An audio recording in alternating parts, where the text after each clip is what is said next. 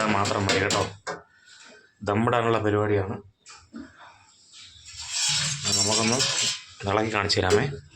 ഇതാണ്ടോ, ഇതാ അടിപൊളി റൈസാണ്. അപ്പോൾ നമുക്കിനി ഇത് ദമ്മ് ചെയ്താൽ മതി. ഓക്കെ, എല്ലാം സെറ്റായിട്ടുണ്ട്. നല്ല കുഴാന്നിരിപ്പുണ്ട്. ഓക്കെ,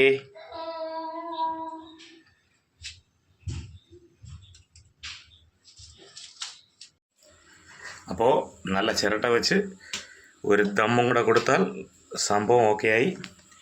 ഇത് ഗൾഫിൽ എൻ്റെ മരുമകന് കൊടുത്തുവിടാൻ വേണ്ടിയിട്ടാണ് ഞാൻ ഈ കബ്സ ഉണ്ടാക്കിയത്.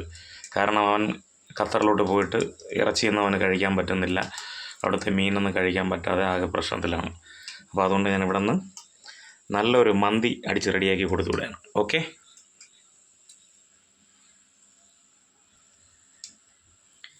നല്ല വാഴയിലയിൽ പൊതിഞ്ഞ് സെറ്റ് ചെയ്താണ് കൊടുത്തു വിടുന്നത്. ഓക്കെ, നല്ല വാട്ടി വെച്ചിട്ടുണ്ട് വാഴയിലേക്ക്. ഓക്കെ, ഹലോ ഗായ്സ്, അപ്പോൾ നമ്മുടെ റൈസെല്ലാം അടിപൊളിയായിട്ട് സെറ്റായിട്ടുണ്ട്. അപ്പോൾ ഞാനിത് പാഴ്സൽ ചെയ്യാനായിട്ട് കുറച്ച് കോരുകയാണ്. ഓക്കെ, നല്ല ഉണക്ക നാരങ്ങയൊക്കെ നല്ല അടിപൊളിയായിട്ട് കിടപ്പുണ്ട്. ഇത് ഞാനിവിടെ വീട്ടിൽ ഉണക്കിയ നാരങ്ങയാണ്. കണ്ടോ, ഞാൻ ഉണക്കിയതാണ്. ഇവിടെ കെമിക്കലൊന്നും ഇല്ലാതെ ഉണക്കിയ നാരങ്ങയാണത്. ഓക്കെ, അത് കണ്ടോ, ഇത് ചിക്കനൊക്കെ നല്ല സോഫ്റ്റായിട്ട് വെന്തിട്ടുണ്ട്. കണ്ടോ, തുടമ്പം തന്നെ അങ്ങ് അലിഞ്ഞു പോകുന്നു ചിക്കൻ.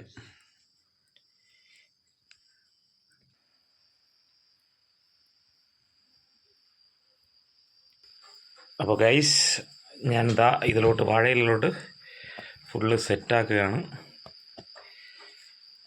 അടിപൊളിയാക്കിയിട്ടുണ്ട്. ഓക്കെ, അപ്പോൾ ഇത് കഴിക്കുന്ന വീഡിയോ ഉണ്ട്. രാത്രി ഞാൻ ബാക്കി കഴിക്കുന്ന വീഡിയോ ഇടുന്നതാണ്. ഇത് പൊതിഞ്ഞ് നേരെ go to Qatar. Okay, bye by.